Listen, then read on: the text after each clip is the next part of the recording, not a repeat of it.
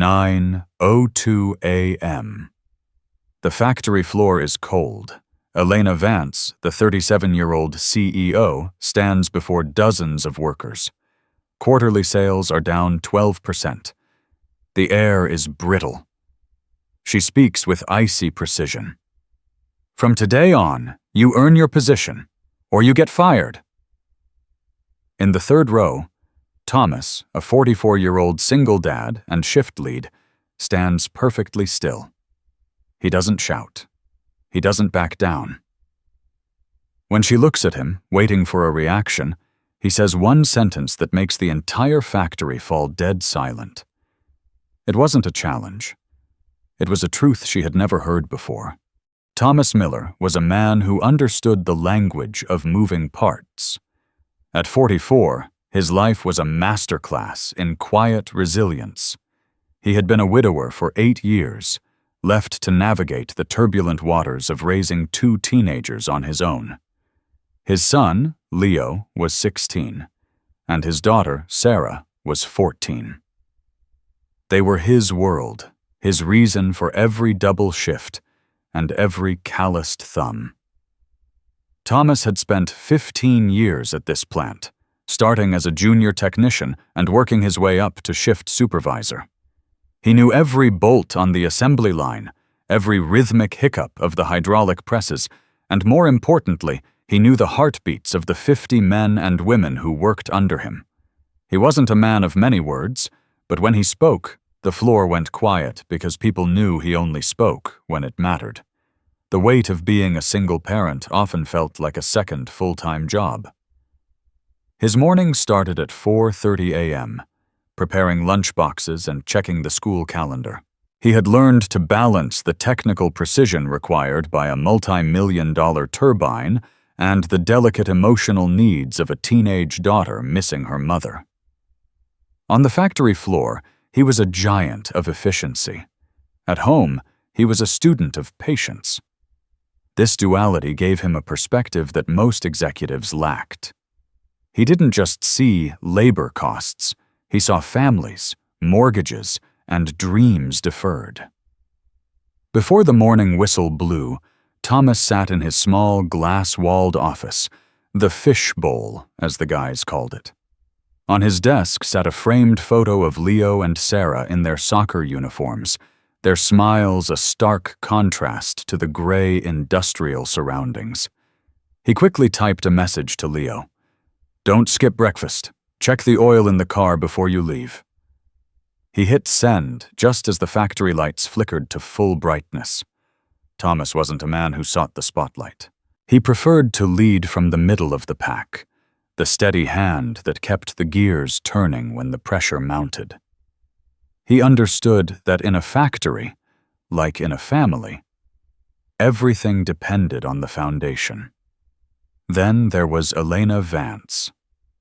At 37, she was the youngest CEO in the company's history, an Ivy League graduate with a background in high-stakes finance.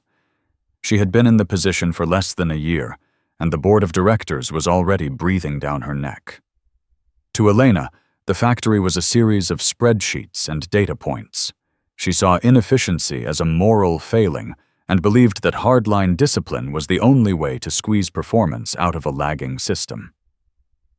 She arrived that morning in a tailored suit that cost more than most of the workers made in a year, her presence a jarring interruption to the grease-stained reality of the floor. Her rise to the top had been meteoric, but lonely. She lived in a world of high-rise glass offices and cold coffee, where vulnerability was seen as a leak in the system. The dip in quarterly sales felt like a personal indictment of her capability. The pressure from the chairman was relentless. He wanted surgical cuts to save the stock price. Elena didn't realize that respect in a place like this isn't bought with a title. It's forged in the fire of shared struggle.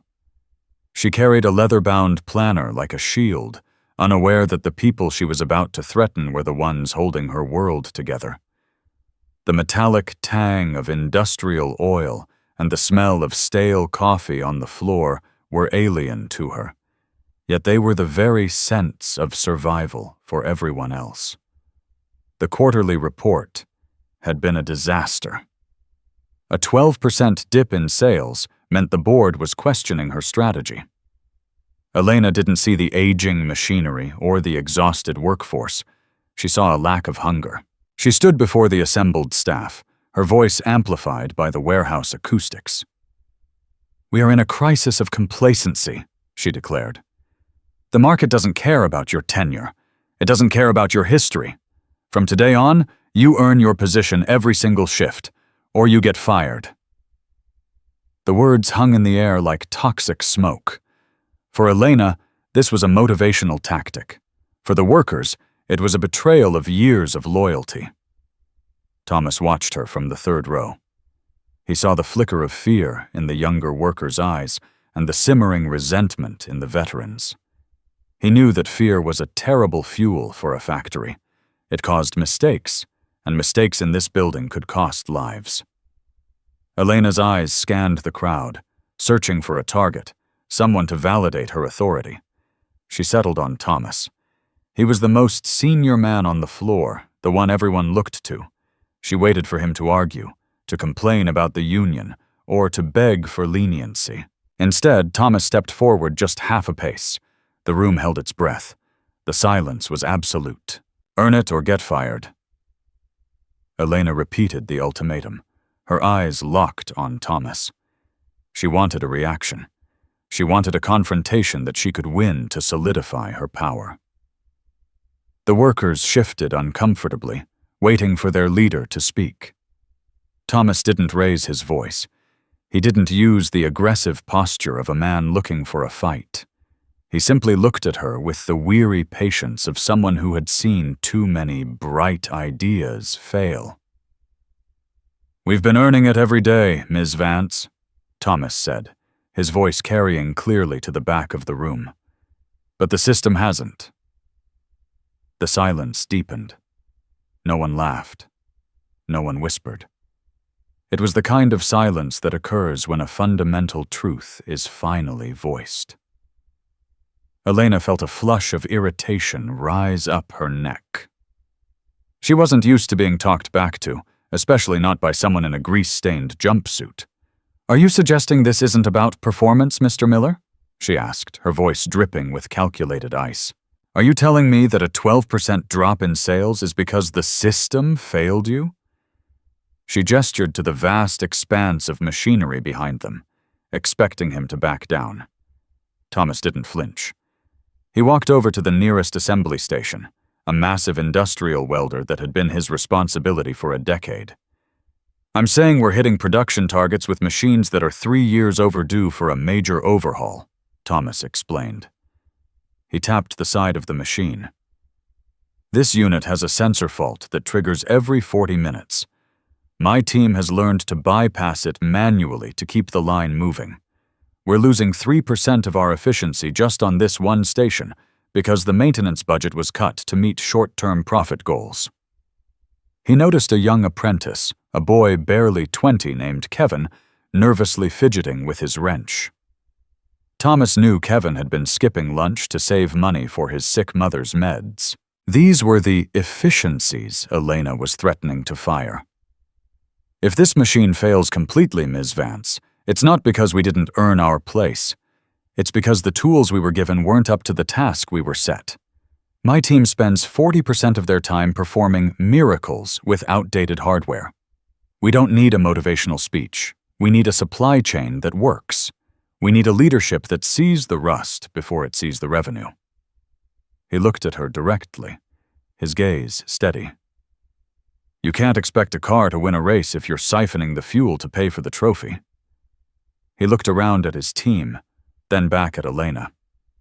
"You see a sales drop on a screen. I see workers staying 2 hours late, unpaid, just to clean out filters that should have been replaced in 2021. I see men with 20 years of experience being told they have to earn their jobs by a system that hasn't earned their trust in years.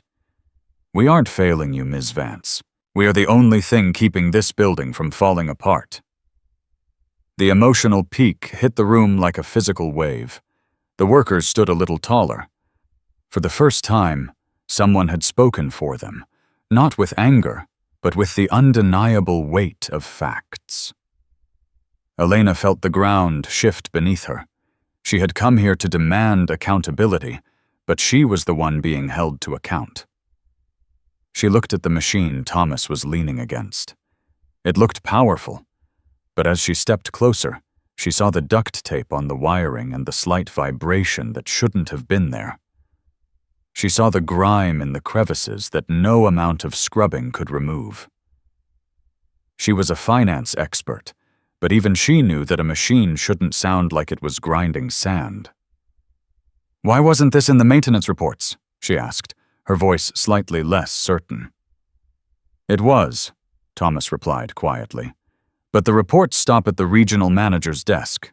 They've been trimming the fat for 3 years to make the quarterly numbers look better for the board.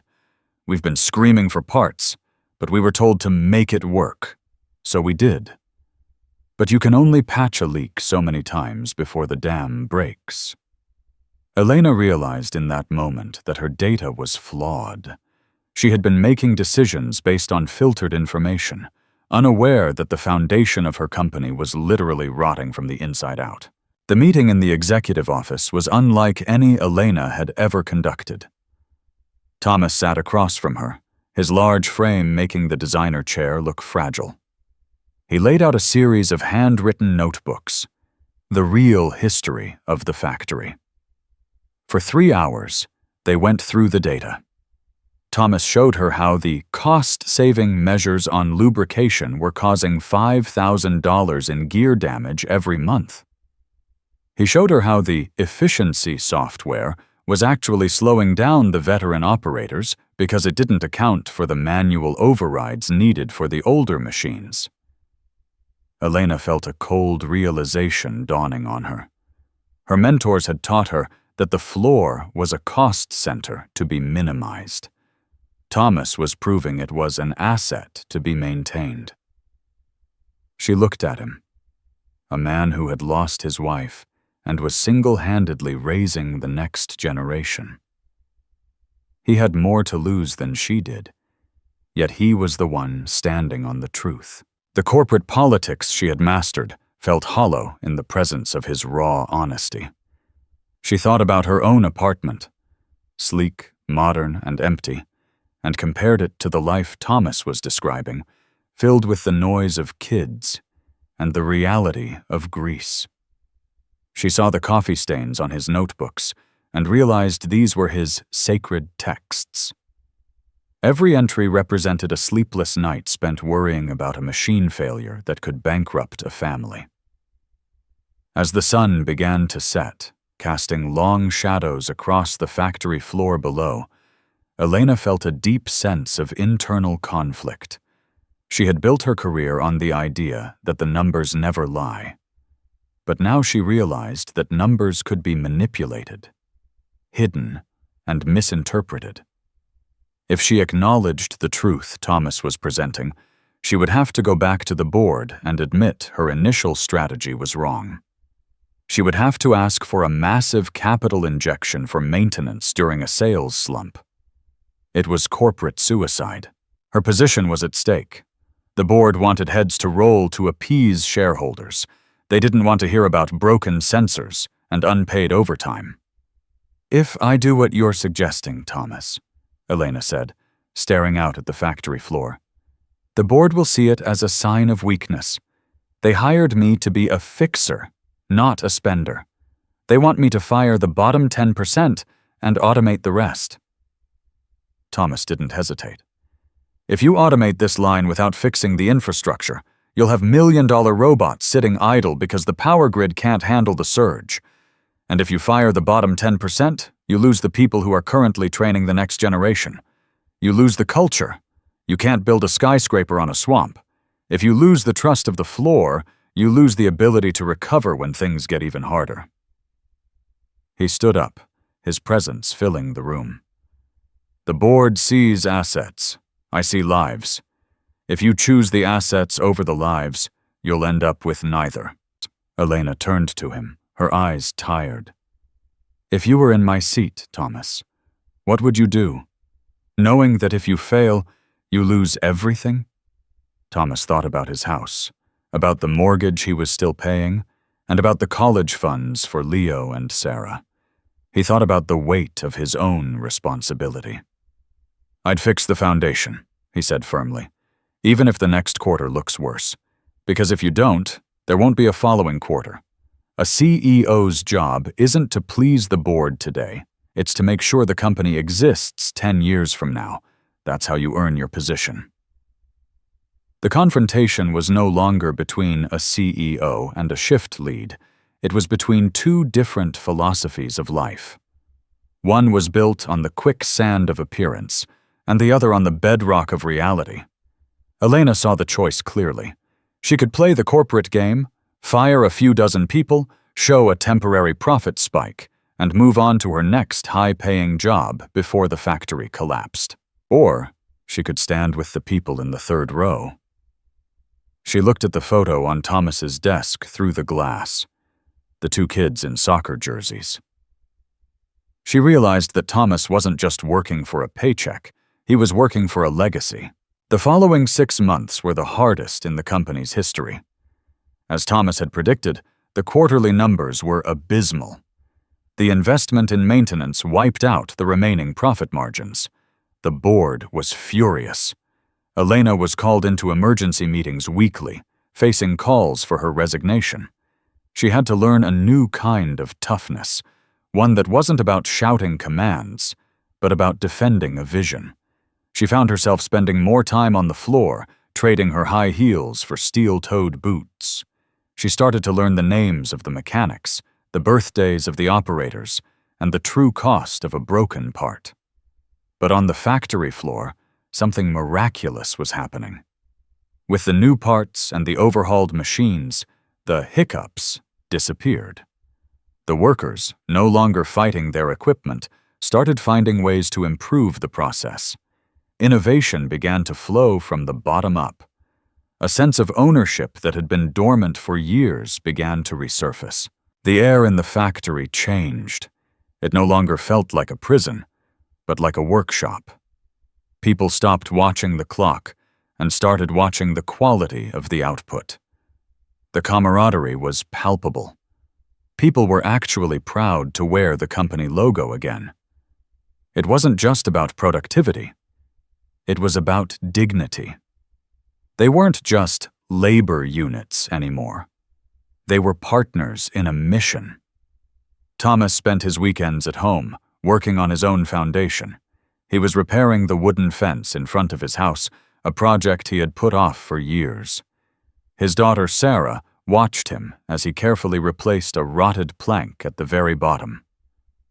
"Why replace the bottom plank first, Dad?" she asked, handing him a nail. "It's the hardest one to get out." Thomas hammered the nail in with a steady rhythm. "Because that's where it rots, Sarah. If the bottom is soft, the whole fence will lean. You can paint the top all you want, but without a solid base, it's just a matter of time before it falls." He explained to her that the same applied to his job. "We spent years painting the top while the bottom was rotting. Now we're doing the hard work of digging into the dirt." Sarah didn't fully understand the business side of it, but she understood her father's hands. Strong, steady, and dedicated to the things that lasted. She saw the pride in his eyes when the fence finally stood straight. It was the same lesson he was teaching Elena, and the same one he lived by. He realized that the silence he had held for so long was finally being replaced by a conversation with the future. A future where his children would see that character isn't built in the easy moments, but in the stubborn refusal to give up on the basics. The metaphor of the fence applied to everything. By the second quarter, the results started to show. Production errors dropped by 40%. The unavoidable downtime was gone. Because the machines were running smoothly, the sales team was able to promise and deliver faster turnaround times than their competitors. Orders started to pour in. The 12% dip became an 8% gain. The company wasn't just surviving, it was thriving. And it was doing so because the people at the top had finally listened to the people at the bottom. The board, seeing the long-term stabilization, finally backed off. At the 6-month mark, Elena organized an internal town hall. The atmosphere was completely different from that tense morning in the fall. People were smiling. There was a sense of collective pride. Elena invited Thomas up onto the stage. He tried to decline, but his team practically pushed him up. He stood there in his clean work shirt, looking uncomfortable in the spotlight. Elena didn't give a long, flowery speech. She just looked at him and said, "Leadership doesn't shout. Sometimes it stands in the third row and speaks once. Thank you, Thomas, for reminding me what this company is actually built on." A year after that fateful morning, the company was at an all-time high. Elena had been vindicated, and her position was more secure than ever. She decided it was time to restructure the executive team. She needed someone who understood the soul of the company to bridge the gap between the boardroom and the floor. She called Thomas into her office, the same one where they had spent hours poring over maintenance logs. She offered him the position of Chief Operating Officer. It was a massive promotion, a salary he had never dreamed of, and a seat at the highest table. Thomas felt a rush of emotions. For years he had struggled to pay the bills, to ensure his kids had what they needed. This salary would change their lives forever. He could retire early. He could send Leo to any university in the world. But he also knew the price. He had seen Elena's life, the 70-hour weeks, the constant travel, the disconnect from the ground. He looked at the reflection of the factory floor in the glass window, and then at his watch. It was 4:15 p.m. In 45 minutes, Sarah had a debate competition. He realized that if he took the job, he'd be trading his soul for a title. He would be upgrading his lifestyle, but downgrading his presence in the moments that mattered. He saw his own hands, still slightly stained with the grease of the morning's inspection, and knew he wasn't ready to let them go cold in exchange for a corner office. Thomas sat in the same chair, but he didn't look like he was celebrating. He looked thoughtful. He thought about the responsibilities of the new role. He thought about the late-night strategy sessions and the travel. Then he thought about Leo and Sarah. Leo was finishing his college applications, and Sarah was starting high school. They needed him more than ever. He knew that if he took the job, he would be trading his time for power. He would be moving away from the foundation he had worked so hard to build in his own home. He looked at Elena and saw that she already knew what he was thinking. "I'm honored, Elena," Thomas said quietly. "But I'm a shift lead. My strength is on the floor, with the people and the machines. If I move into that office, I'll be just another person looking at a screen. And more importantly, my kids need their dad home for dinner, not in a hotel room in another city. I can't fix the company's foundation if I let my own rot." Elena nodded, a look of profound respect in her eyes. She realized that Thomas was making the ultimate choice to earn his position as a father. She had offered him the world, and he had chosen something far more valuable. "I expected you might say that," Elena admitted. "So let's build the job around reality. What if you became the director of workforce development? You stay based at this plant. You oversee the training and the maintenance standards for all our locations, but you do it from here. No travel unless it's absolutely necessary. You keep your hands on the machines, and you're home by 5 p.m. It was a compromise that valued the human over the corporate. Thomas smiled. "That," he said, "is a system I can earn my place in. A system where the title serves the life, not the other way around." The final scene of the story takes place on the factory floor at sunset. The machines are running perfectly. a low, comforting thrum that vibrates through the soles of Thomas's boots. He is walking the line, checking in with the new apprentices. He stops by the welder where he first stood up to Elena. He sees her standing on the platform, looking out at the floor. She isn't shouting. She isn't threatening. She is simply watching. She catches his eye and offers a small, knowing nod. There are no orders being barked, no fear in the air, just the quiet, steady rhythm of a job well done. As Thomas walks toward the exit to pick up Sarah from her competition, he passes the bulletin board. The old "Earn It or Get Fired" poster has been replaced by a simple mission statement. Built on trust, maintained by truth. He steps out into the cool evening air, feeling the weight of his years, but also the lightness of his heart. He had earned his position long before that day in the factory, not through a title, but through a lifetime of showing up when it mattered. He was a father, a leader, and an engineer of the human spirit. "Earn it or get fired," she had said. He had earned it through every grease-stained shift and every bedtime story.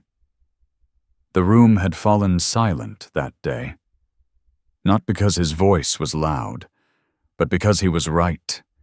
And in a world full of noise, the truth is the only thing that truly resonates. Thomas Miller walked to his car, ready to go home and tend to his own garden, knowing that the foundation was finally, truly secure. CTA for High TL Stories channel. Thank you for watching this story of integrity and the true meaning of leadership. It reminds us that no matter what our title is, our real value lies in the foundations we build and the truths we are brave enough to speak. If Thomas's journey moved you, please give this video a like and share it with someone who is working hard to earn their position in life right now. Don't forget to subscribe to High TL Stories and turn on notifications so you never miss a story that speaks to the heart. We love hearing from you. Was there a time in your life when you had to stand up for what was right, even when it was risky? Or has a leader ever surprised you by actually listening? Let us know in the comments below. Your stories are the foundation of our community.